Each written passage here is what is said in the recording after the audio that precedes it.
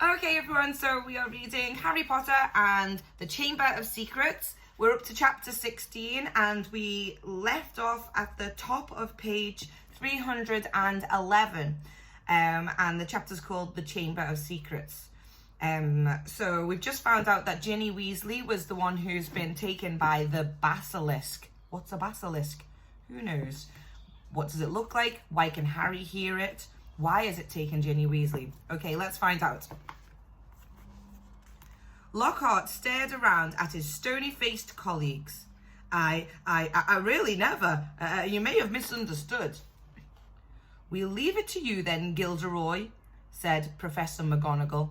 Tonight will be an excellent time to do it. We'll make sure everyone's out of your way. You'll be able to tackle the monster all by yourself. A free rein at last. Lockhart gazed desperately around him, but nobody came to his rescue. He didn't look remotely handsome anymore. His lip was trembling, and in the absence of his unusually toothy grin, he looked weak-chinned and weedy. Very well, he said. I'll be in my office getting ready. And he left the room. Right, said Professor McGonagall, whose nostrils were flared.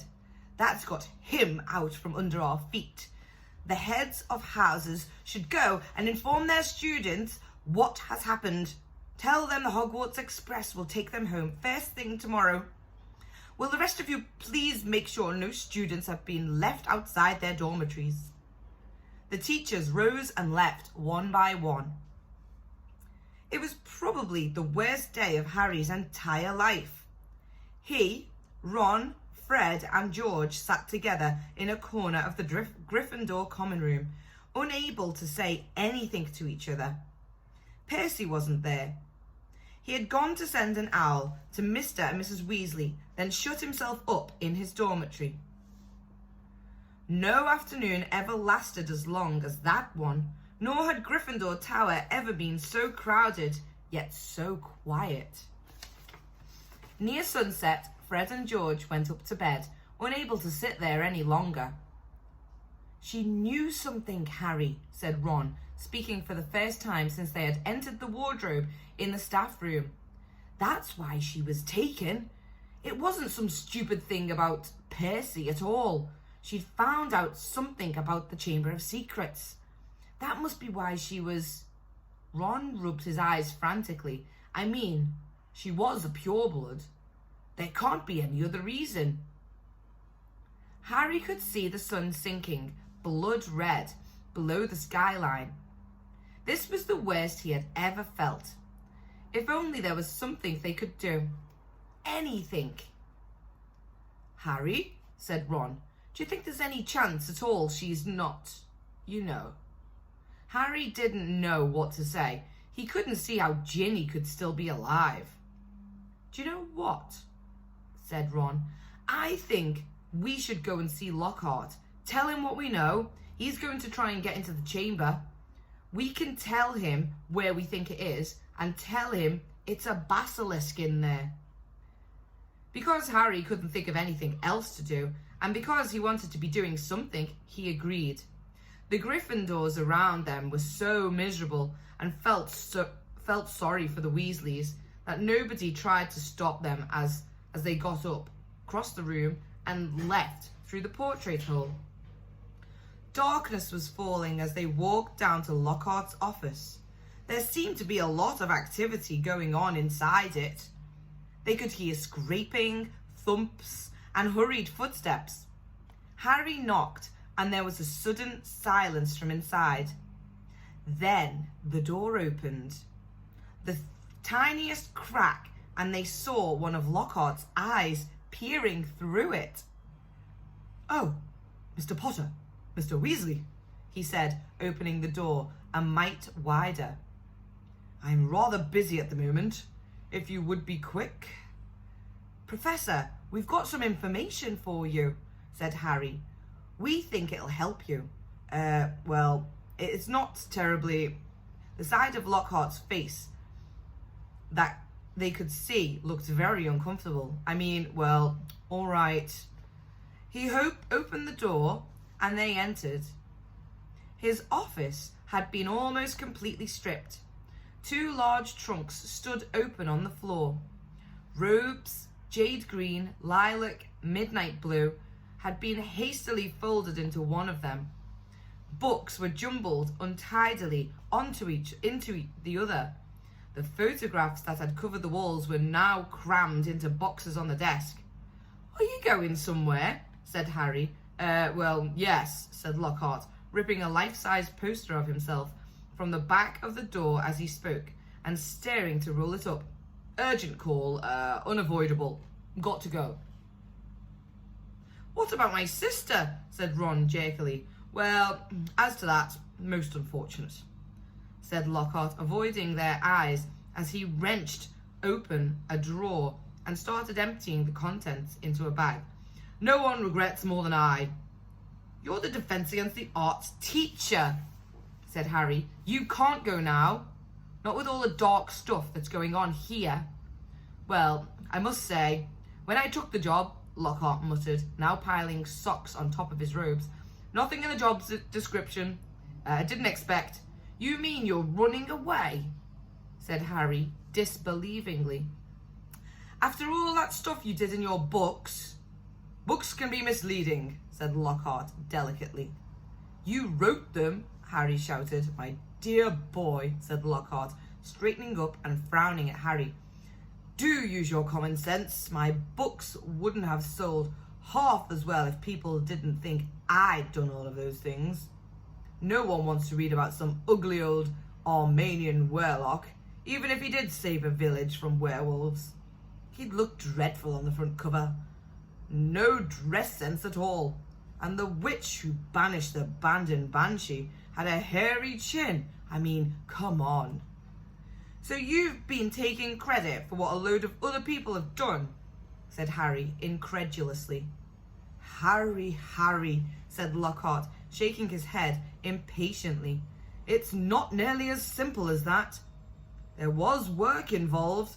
I had to track these people down, ask them exactly how they managed to do what they did. Then I had to put a memory charm on them so they wouldn't remember doing it. If there's one thing I pride myself on, it's my memory charms. No, it's been a lot of work, Harry. It's not all book signings and publicity photos, you know. You want fame, you have to be prepared for a long, hard slog." He banged the lids of his trunks shut and locked them. "Let's see," he said. "I think that's everything. Yes, only one thing left." He pulled out the wand and turned to them. "Awfully sorry, boys, but I'll have to put a memory charm on you now. Can't have you blabbing my secrets all over the place. I'd never sell another book." Harry reached his wand just in time. Lockhart had barely raised his when Harry bellowed, "Expelliarmus!" Lockhart was blasted backwards, falling over his trunk. His wand flew high into the air. Ron caught it and flung it out of the open window. "Shouldn't have let Professor Snape teach us that one," said Harry furiously, kicking Lockhart's trunk aside. Lockhart was looking up at him, weedy once more. Harry was still pointing his wand at him. "What do you want me to do?" said Lockhart weakly. "I don't know where the Chamber of Secrets is. There's nothing I can do." "You're in luck," said Harry, forcing Lockhart to his feet at one point. "We think we know where it is." Oh.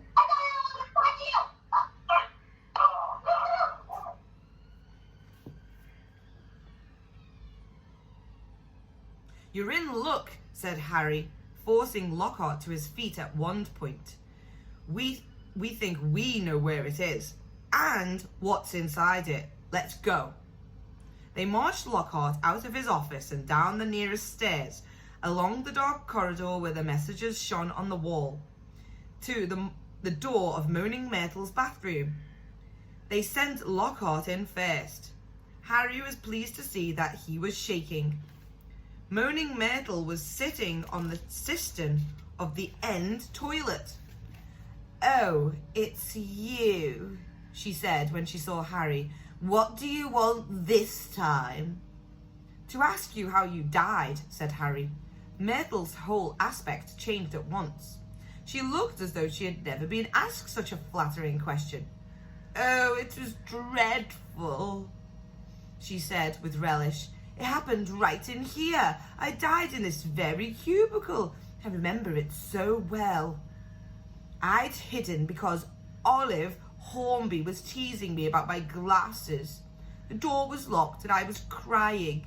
And then I heard somebody come in. They said something funny, a different language. I think it must have been. Anyway, what really got me was that it was a boy speaking. So I unlocked the door to tell him to go and use his own toilet. And then Myrtle swelled importantly, her face shining. I died. How? Said Harry. No idea, said Myrtle in hushed tones. I just remember seeing a pair of great big yellow eyes. My whole body sort of seized up, and then I was floating away.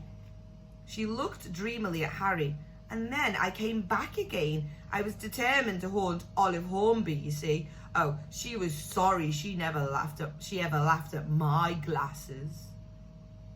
Where exactly did you see the eyes? Said Harry. Somewhere there, said Myrtle, pointing vaguely towards the sink in front of her toilet.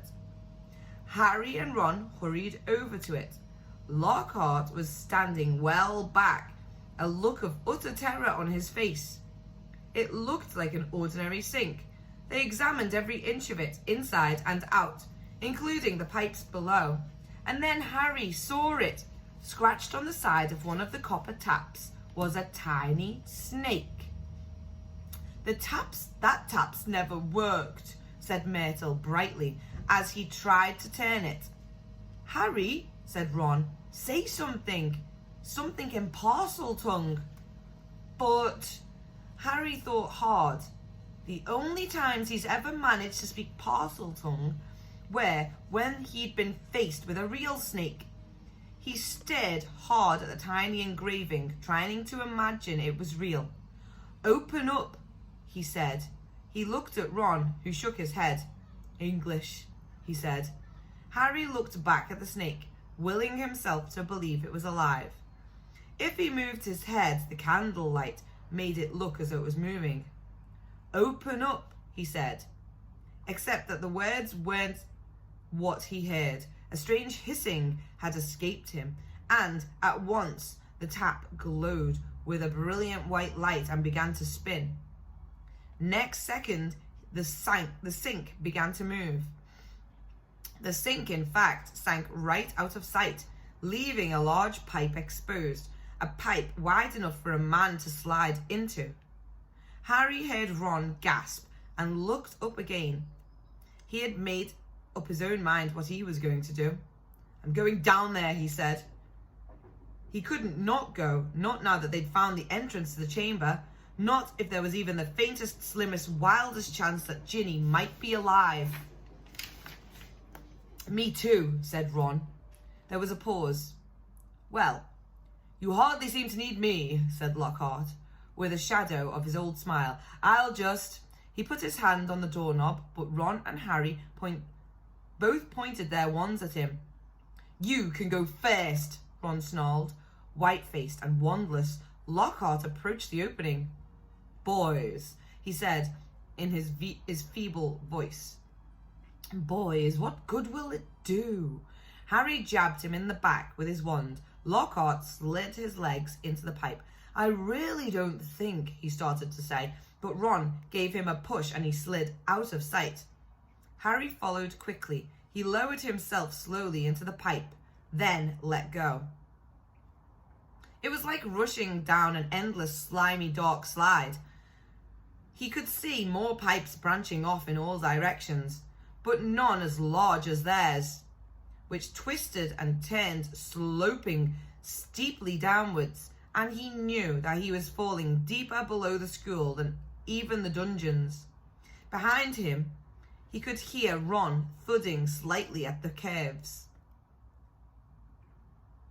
And then, Just as he had begun to worry about what would happen when he hit the ground, the pipe levelled out, and he shot out of the end with a wet thud, landing on the damp floor of a dark stone tunnel, large enough to stand in.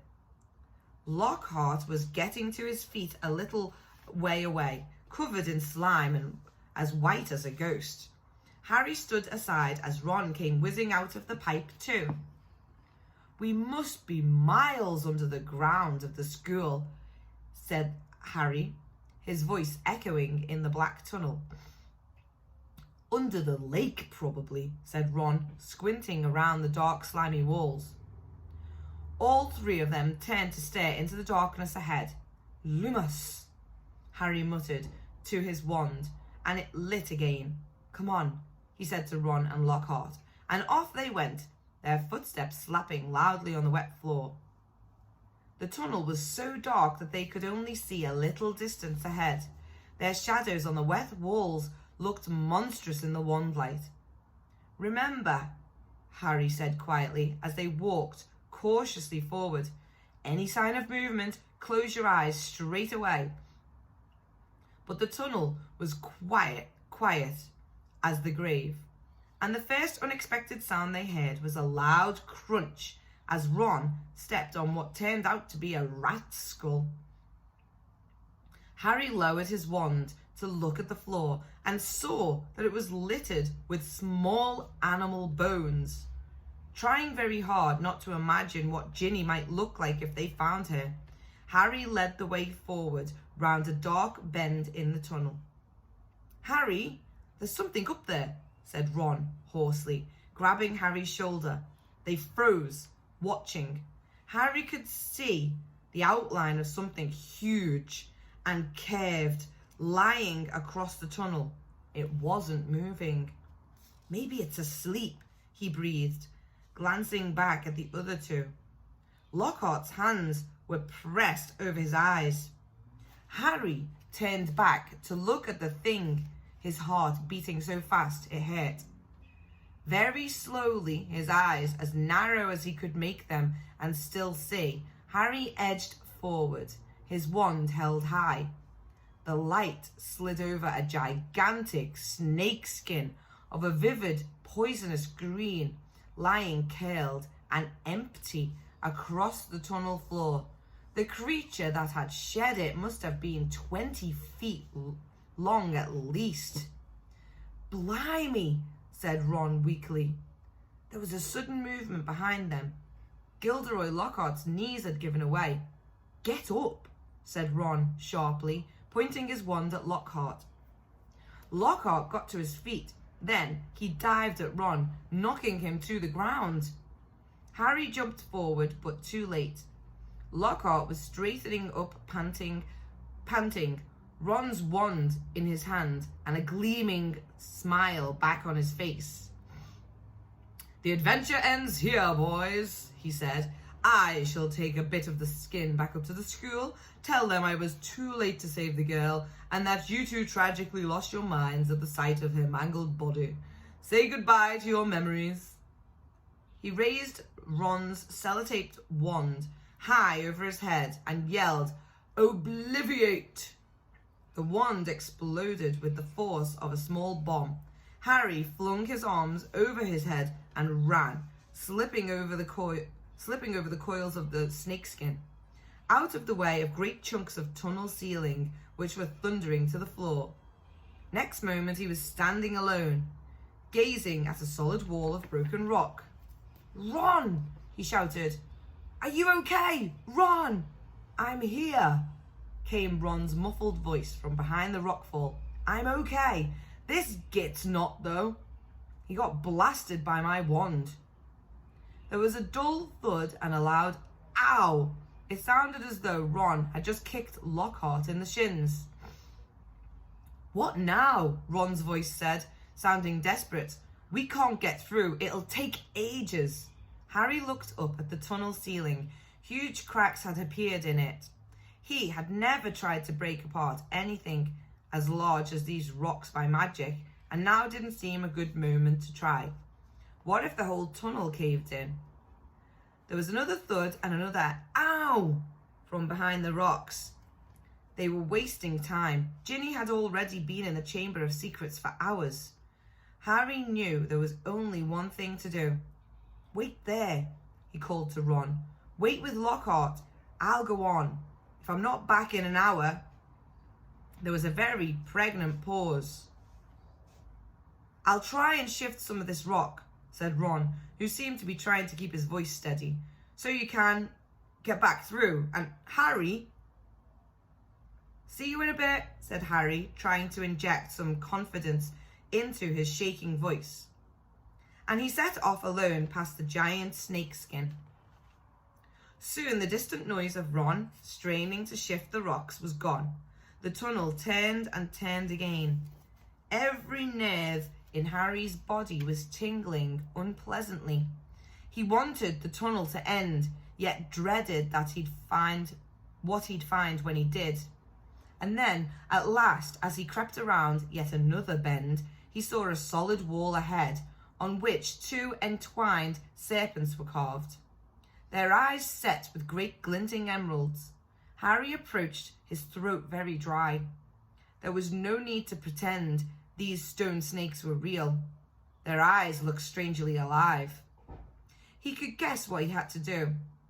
He cleared his throat, and the emerald eyes seemed to flicker.